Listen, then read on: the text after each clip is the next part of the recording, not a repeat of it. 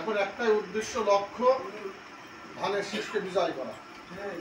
এই লক্ষ্য উদ্দেশ্য নিয়ে আমাদের প্রত্যেকে বাড়ি বাড়ি কাজ করতে হবে। বিশেষ করে আমরা যারা উপস্থিত আছি, আমাদের প্রত্যেকে বাড়িটা আগে ঠিক করতে হবে। আমার বাড়ি, আমার ভাই, আমার ভাবি, আমার চাচা চাচি এরা কোথাও চলে যাচ্ছে। আর যদি আমরা এখানে যারা আছি বা যারা আমরা ভোটের জন্য ঘুরে বেড়াচ্ছি, যদি প্রত্যেকের ফ্যামিলিটা ঠিক করি, আমার মনে হয় 70% ভোট আমাদের এখানে মোটামুটি কমপ্লিট হয়ে যাবে। এইটা আমাদের আগে মাথায় নিতে হবে। কারণ দেখা যাচ্ছে আমি বিএনপি করছি, আমার এক ভাই জামাতে চলে গিয়েছে, আমার অনেক ভাবি জামাতের তালিম করে আসছে। এই জায়গাটা থেকে আমাদের হিসেব করতে হবে। করে আমরা প্রত্যেকে যদি নিজেদের সংসার, নিজেদের ফ্যামিলিও ঠিক করি, তাহলে আমাদের ভোটটা অনেক অগ্রসর হবে।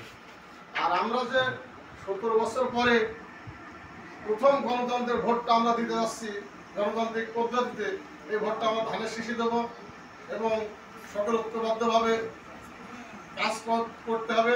আগামী দিনে কালীগঞ্জে ধানের শীষের কান্ডারি ফিরোজ ভাই ইনশাল্লাহ তার হাতকে শক্তিশালী করতে হবে, সে যাতে বিপুল ভোটে বিজয় লাভ করতে পারে, আমরা যাতে হাসিমুখে তার সামনে যেতে পারি, সেই লক্ষ্য উদ্দেশ্য নিয়ে আমাদের সকলকে ঐক্যবদ্ধভাবে কাজ করতে হবে।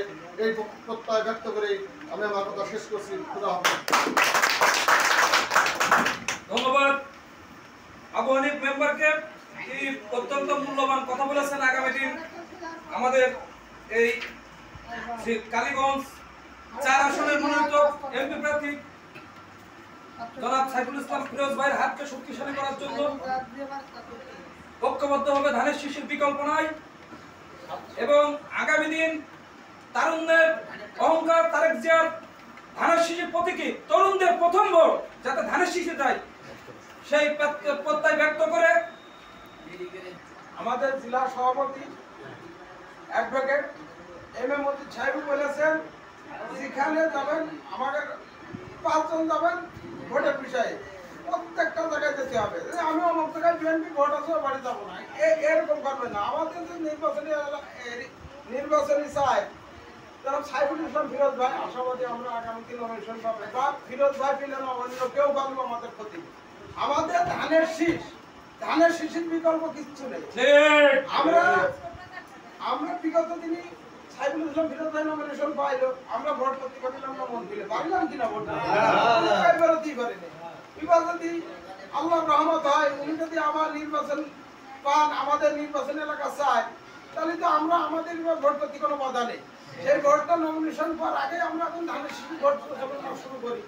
ওরা অনেক আগের থেকে চেয়ারম্যানই ভোট পর্যন্ত শুরু করতেছে। আমাদের চেয়ারম্যানের দরকার নেই, আমাদের সংসদ ভোট হবে। সংসদ ভোটের হওয়ার পরে ইউনিয়ন ভোট নির্বাচিত হবে। ইউনিয়নে ভোটে যার নমিনেশন দেবে আমরা তাই, আমাদের ভিতরে কোনো দ্বিধাদ্বন্দ্ব নেই। আমি শুধু একটা কথা বলবো, কেউ বসে থাকেন না, সবাই ভোট চাই, ব্যস্ত থাকুন। খুব কঠিন একটা জিনিস, মানুষের ভিতরে না ঢুকলে ভোট কিন্তু মানুষের অন্তরে আসে।